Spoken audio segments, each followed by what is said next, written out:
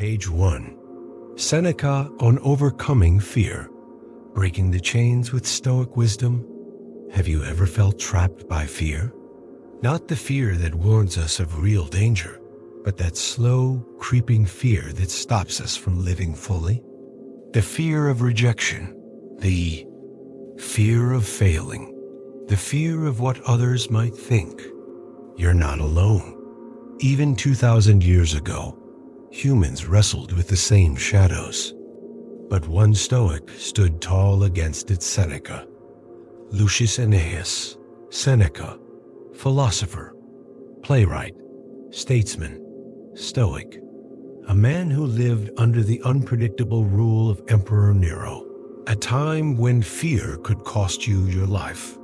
And yet, Seneca learned how to master fear, not by denying it, but by understanding it. He didn't write from the comfort of theory. He wrote from a place of survival, from within a world that could turn on him at any moment. And here's what he discovered. Fear, he said, is more dangerous than the thing we fear. We suffer more in imagination than in reality. We exaggerate. We forecast disaster. We rehearse the worst-case scenarios on repeat. And because of this mental loop, we paralyze ourselves. We never speak up. We never try. We don't love fully. We don't risk. We shrink. But Seneca refused to live that way. And he showed us how to break free.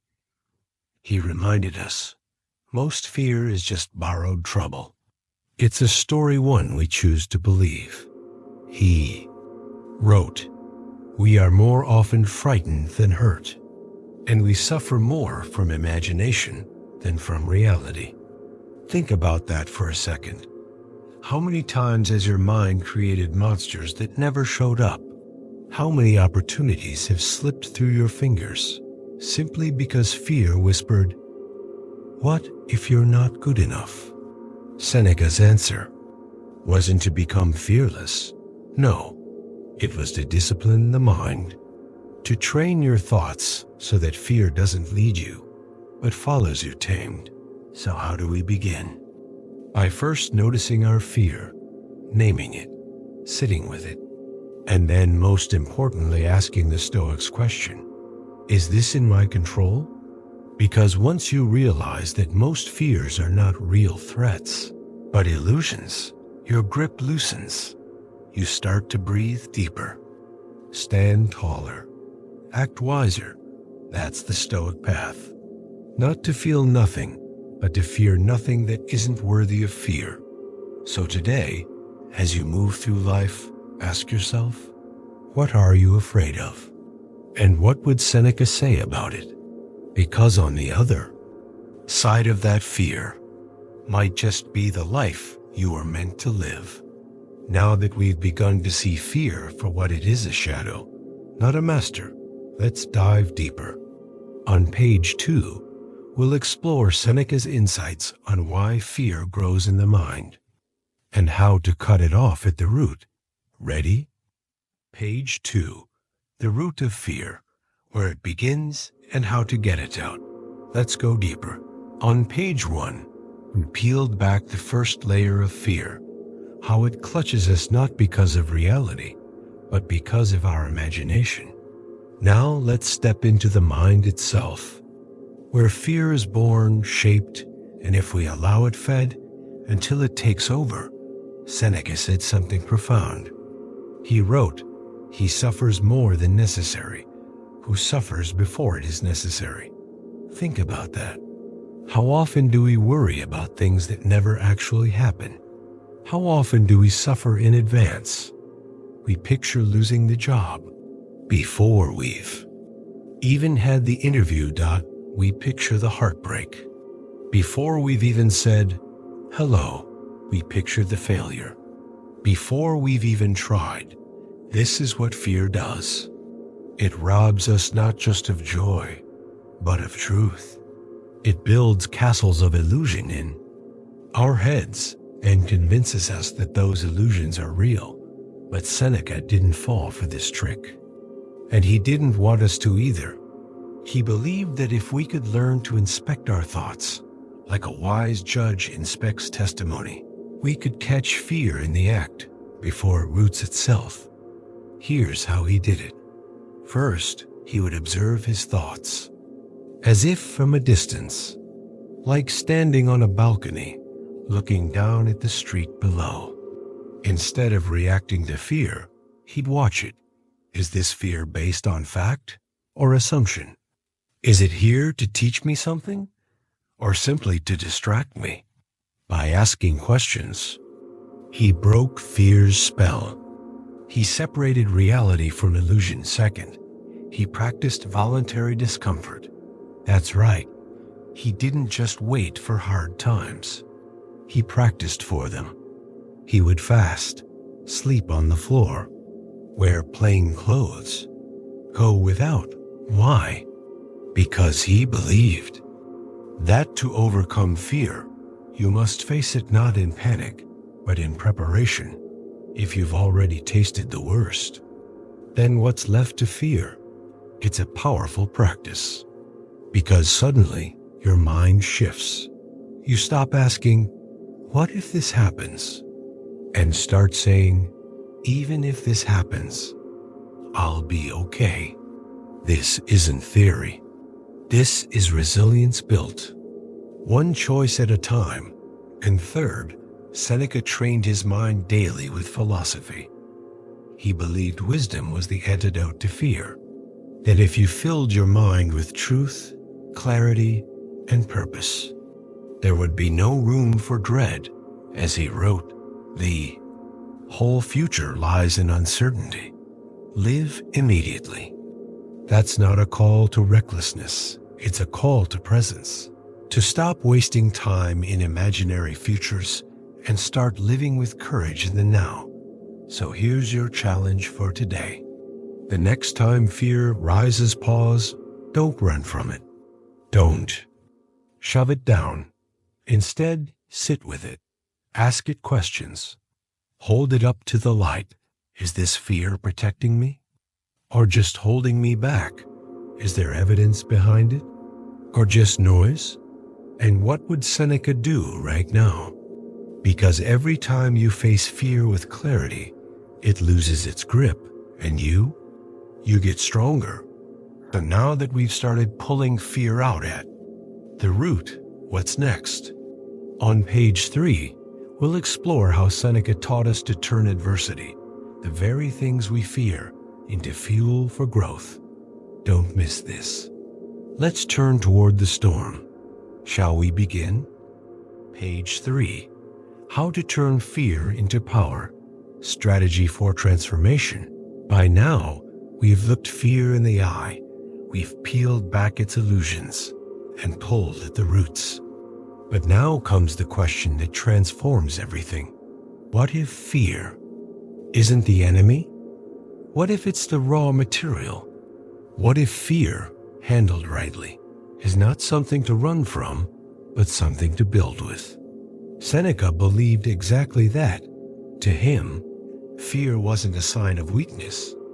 It was a signpost, a signal pointing toward an area of growth, a teacher waiting for you to stop trembling and start listening. He wrote, difficulties strengthen the mind as labor does the body. That means the very thing you're afraid of, that conversation, that leap, that rejection, it's not just something to survive. It's something to use. Let me give you an image. Picture a blacksmith's forge. The fire is hot, blinding. The hammer strikes are loud. But in that chaos, something takes shape. Something stronger than before. That's what fear is for a Stoic. It's not a signal to run. It's the furnace of transformation. So how do we begin turning fear into power? Seneca gave us a 3-part strategy. 1. Name it clearly. Fear thrives in vagueness. It likes fog. But the moment you say it out loud, the moment you write it down, clearly and calmly, you take the first step toward control. I'm afraid of being alone. I'm afraid this project will fail. I'm afraid of losing them. Good. Now we're getting somewhere. Naming the fear is not weakness. It's the beginning of wisdom, too. Break it down. Once the fear is named, Seneca invites use to dissect it. What's the worst-case scenario? He'd ask, what's the actual damage? How likely is it? And more importantly, could I survive it? Most of the time, when we walk through the fear rationally, we discover it's smaller than we imagined, or that even if it did happen, we'd endure. This is the Stoic difference. You don't wait for courage to arrive. You walk into fear with clarity. 3. Rehearse the response. This is where Stoicism becomes powerful in real life. Seneca didn't just think about fear. He rehearsed his responses. Before a storm, he prepared. Before a trial, he trained his emotions.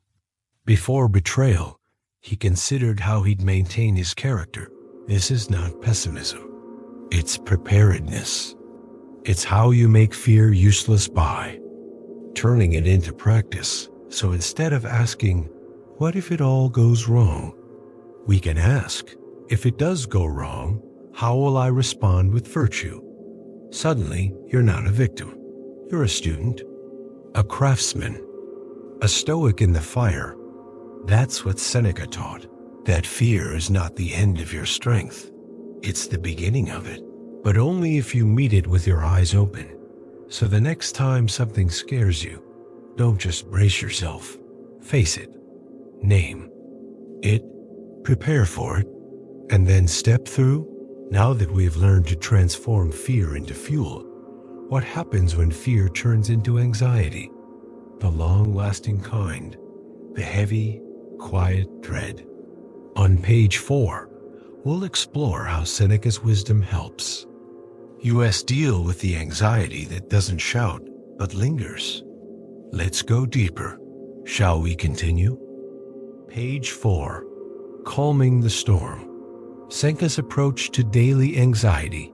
We've walked through fear's illusions. We've named it, questioned it, rehearsed our strength in its presence. But what about the kind of fear that doesn't shout but whispers? The kind that doesn't strike once but lingers quietly?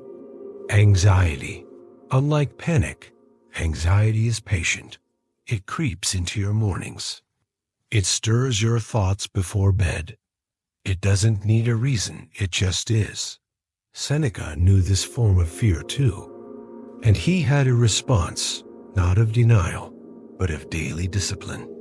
A way to meet that slow-burning dread with preparation and peace. So how did he do it? He designed his mornings not for urgency, but for clarity. Seneca believed that the way we begin our day sets the rhythm for our mind. If we wake into chaos, we carry chaos. But if we begin with calm, carry strength each morning, he would reflect, not on the to-do list, not on worries, but on principles. He would ask, what might I face today, and how will I choose to respond? By doing this, he prepared his soul not for perfection, but for steadiness. Not for a problem-free day, but for a resilient one. Imagine starting your day like that. No phone, no flood of notifications, just space. Just a moment to think, to breathe, to remember what you stand for. It's not dramatic, but it's powerful, because when the wave of anxiety hits later in the day, you've already built a foundation. Seneca wrote, if you really want to escape the things that harass you, what you're needing is not to be in a different place, but to be a different person. It's not about changing the world around you. It's about strengthening the world within you. And this strength comes in the evening, too. At night, Seneca practiced another ritual, reflection. He would ask, where did I lose control today? What thoughts ruled me? What can I do better? Tomorrow? Not to judge himself, but to know himself. Because when anxiety simmers quietly, the most powerful thing you can do is listen. This rhythm morning intention, evening reflection is not complex, but it's consistent. And consistency is what rewires fear, because when you show up each day with clarity and honesty, you prove something to yourself, that even if anxiety arrives, it doesn't define you. You define you. So here's your invitation. Before tomorrow begins, set aside 5 minutes, not to scroll, not to stress, but to center. Ask, what matters today? What fears might come? And how will I stay rooted in what I know to be true? Do this daily and slowly. You won't just manage anxiety. You'll master it. Now that we've explored how Seneca found peace in the everyday, let's talk about courage in the extraordinary. On page 5, we'll walk through how the Stoics, even in times of crisis, refused to break. The secret? It wasn't fearlessness. It was focus. Let's step into that next. Page 5, steady in the storm. Imagine the walls closing in. The letters come. The crowds turn. The power shifts. Suddenly, everything you thought was stable is gone. This was not a thought experiment for Seneca. It was his life living under. The reign of Nero meant one thing: uncertainty. And not the kind we romanticize. The kind that gets people exiled or executed, and yet Seneca didn't panic. He prepared. He didn't crumble. He centered himself because he had built something inside that could not be taken, no matter how loud the chaos outside became. The Stoics called this fortitude. A deep, unshakable courage, not based on outcomes, but rooted in values they believed. That crisis doesn't destroy us. It reveals us. Seneca, facing his final days under a death sentence, wrote with a kind of serene fire. No bitterness, no blame, just perspective. He reminded us, it is not that we have a short time to live, but that we waste much of it. Even as his own time was running out, he focused on how to use it. Let that sink in, because this wasn't abstract. It was active. Stoic courage wasn't about ignoring pain. It was about meeting it head-on with clarity. So what does this look like in our lives? It means when things fall apart, relationships, careers, expectations, you don't retreat into helplessness. You ask, what is still within my control? Because that's the core Stoic idea: control what you can, you accept what you can't. Your response? Always yours. Seneca trained himself to look inward, not outward, when crisis came.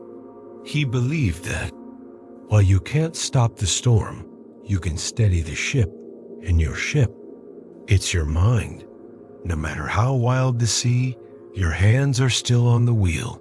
But here's the twist. This discipline must be built before the storm. Just like you don't wait for a fire to learn to use the extinguisher, you don't wait for disaster to start training your mind. That's why Stoics practiced adversity. That's why they wrote, reflected, rehearsed. They knew the time would come when they'd have to live what they believed. So how about you? Are you rehearsing for the storm? Are you building your foundation on values, not on approval, comfort, or praise? Because when the hard days come, and they will, you'll be ready, and people will look to you. Not because you had all the answers, but because you didn't flinch, because you stayed present, because you didn't let fear make your choices. That is Stoic strength. So now we've seen what courage in crisis looks like, anchored in preparation and principle. But what about when fear disguises itself as anger? On page 6, we'll uncover how Seneca exposed the dangerous link between fear and rage, and how mastering one helps you dissolve the other. Let's explore it together. Shall we begin? Page 6. The Anger Mask. How fear hides behind rage. There's a moment we've all felt. Someone cuts us off in traffic. An email stings. A friend disappoints. And suddenly, we're angry. But what if I told you? That anger is often just fear in disguise. Seneca saw it. He warned that beneath the fire of fury is the cold shadow of fear. And if we don't see that clearly, we lose control. He wrote, "Anger, if not restrained, is frequently more hurtful to us than the injury that provokes it." Let that settle in, because anger feels powerful, doesn't it? It surges, it shields, it makes us feel momentarily strong. But Seneca challenged that illusion. He believed that anger wasn't a show of strength, but a crack in our emotional armor, a place where fear had slipped in, unnoticed. So why do we lash out? Because something inside feels threatened. Because something we value, our pride, our safety, our expectations feels like it's under attack. And rather than sit with that fear, we explode. Seneca's answer? Catch it early. Trace the fire back to its spark. Ask, what am I really afraid of right now? Afraid of being disrespected? Of losing control? Of being seen as weak? When we name the fear behind the flame, we take back our power. Here's how Seneca trained himself to do this. First, he practiced pause. He believed that nothing wise comes from a quick temper. So when he felt the surge, he waited. He gave himself a moment of space so he could choose a response, not deliver a reaction. Then he questioned the usefulness of anger.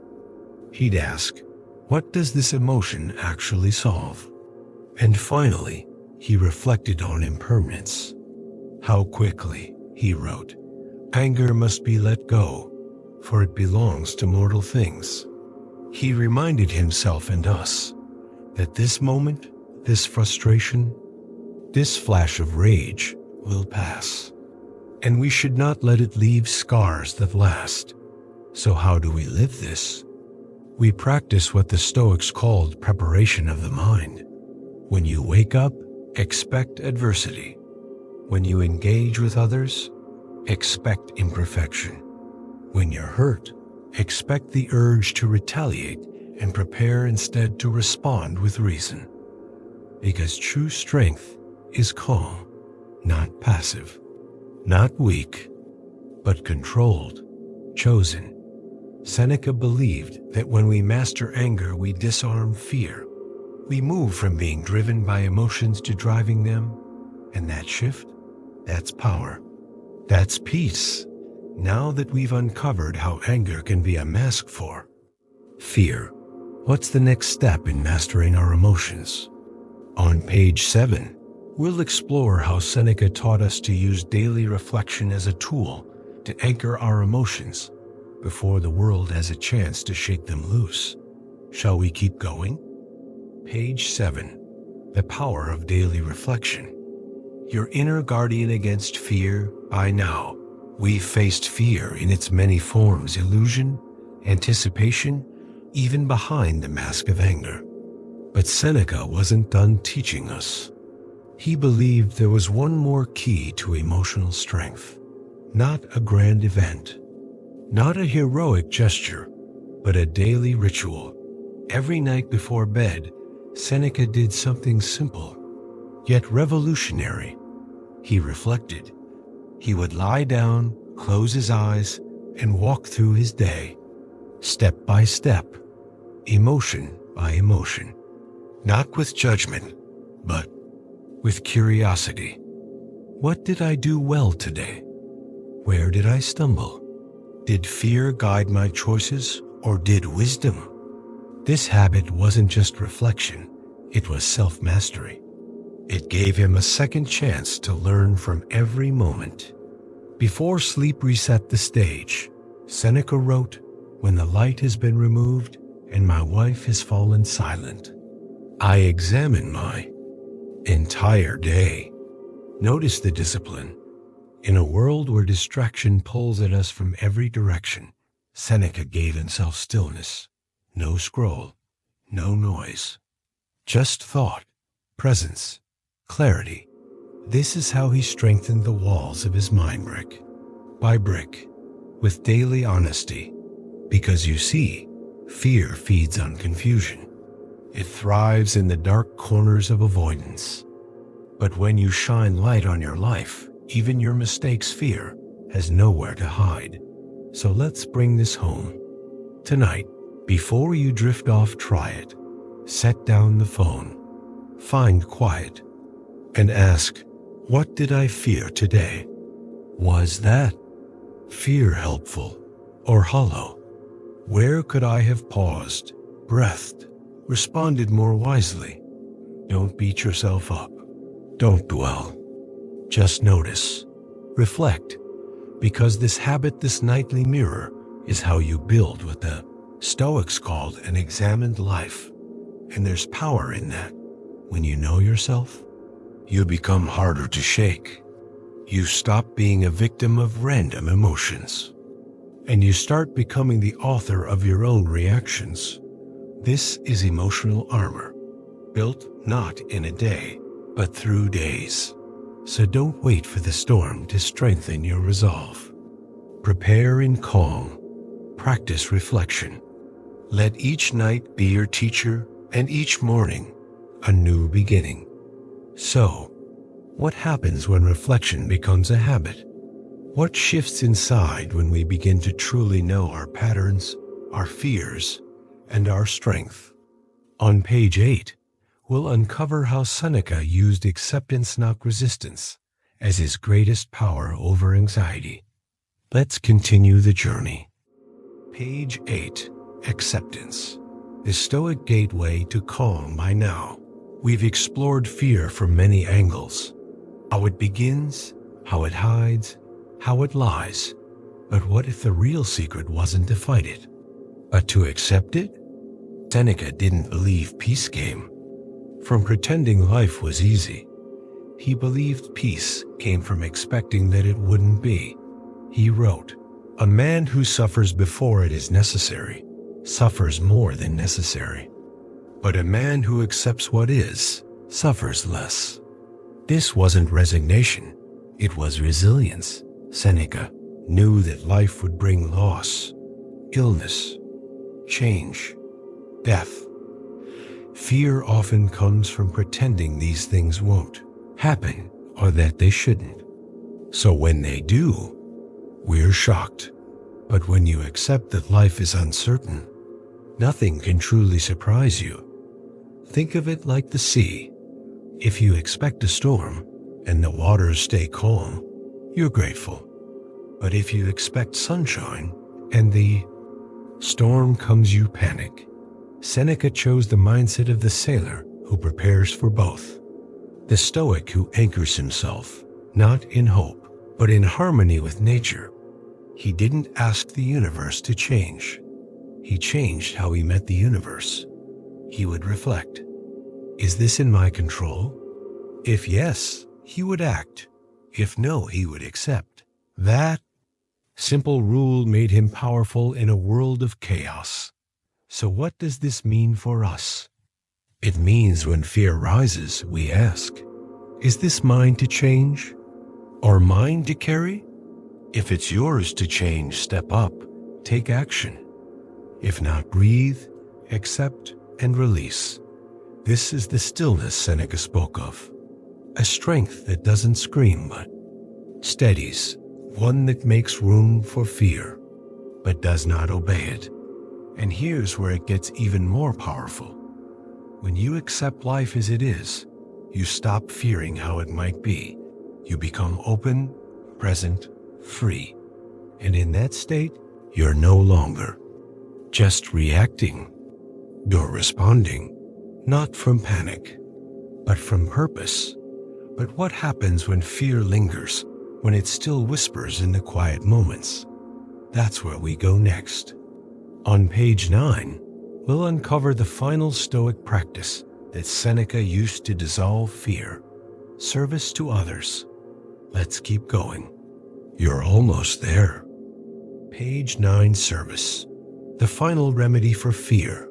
So far, we've explored the internal world thoughts, discipline, acceptance.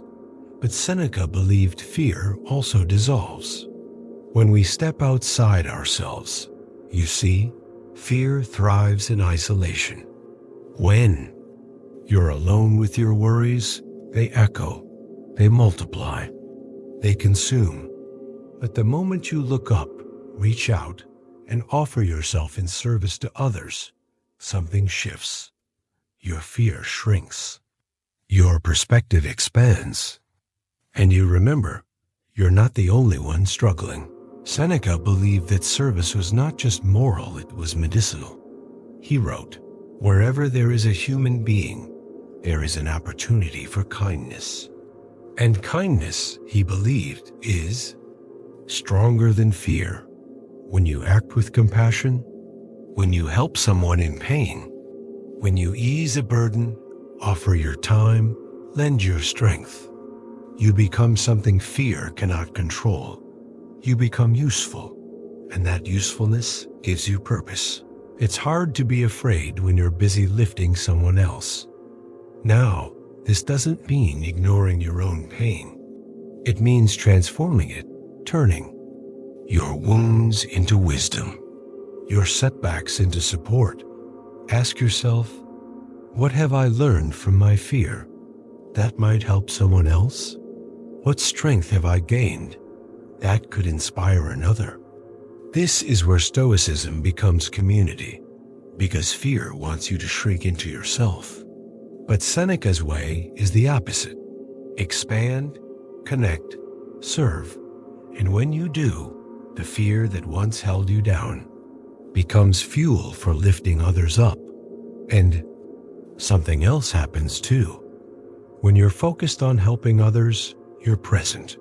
And fear, it hates presence. It lives in the what if. But service lives in the now. Whether it's listening deeply, showing up for a friend, or giving without asking, each act of service strengthens your mind. Each act is proof that you are more than your fear. You are capable, connected, calm.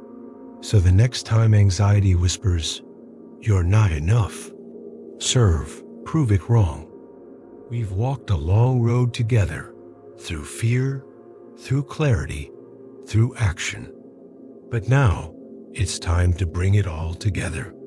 On the final page, page 10, we'll gather Seneca's greatest teachings into one powerful reminder, a compass you can return to any time fear knocks.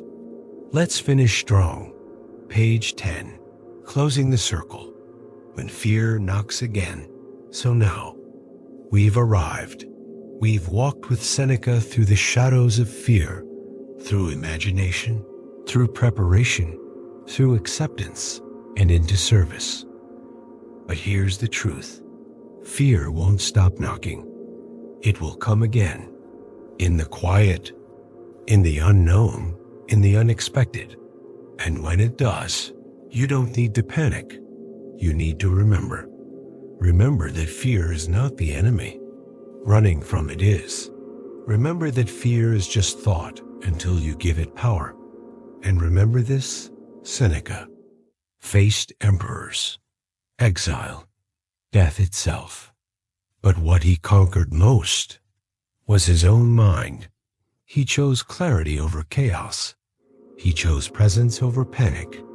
He chose courage, not because he had no fear, but because he acted in spite of it.